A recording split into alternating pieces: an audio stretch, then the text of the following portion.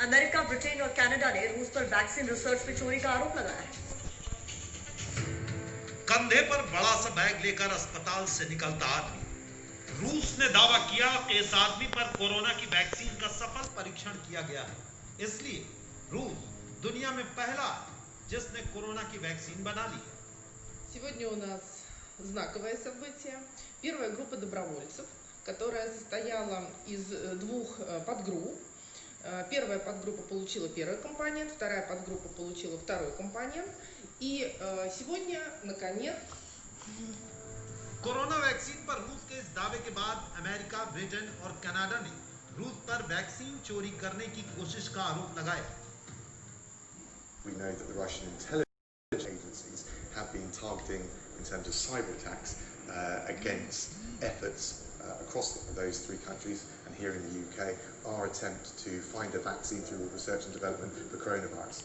तीन देशों का दावा है कि रूस की खुफिया एजेंसियों के लिए काम करने वाली कोजी बियर ग्रुप हैकिंग की कोशिश कर रहा है, लेकिन रूस ने इन आरोपों का सिरे से खंडन कर दिया है। Заявление настолько туманно и противоречиво, что понять его практически невозможно. Если неуместно говорить, так не говорите.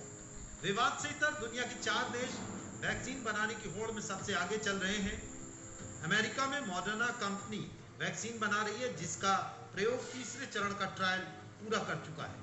ब्रिटेन में एस्ट्राजेनिका कंपनी वैक्सीन बनाने की दिशा में ट्रायल में तीसरे चरण के नजदीक पहुंच चुकी।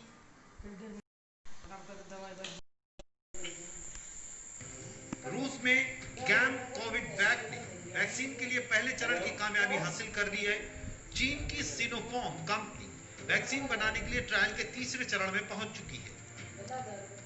WHO के मुताबिक दुनिया में कोरोना वायरस वैक्सीन की तलाश में 160 से ज्यादा शोध हो रहे हैं, जिसमें से 138 प्री क्लिनिकल ट्रायल की फेज में है, 17 पहले फेज में पहुंच चुके हैं, 9 ट्रायल के दूसरे फेज में है, 3 तीसरे फेज में है।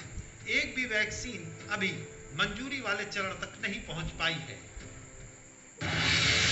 नमस्ते भारत में अब वक्त है देश में कोरोना वैक्सीन को लेकर चल रही खोज पर आपको अपडेट देने का।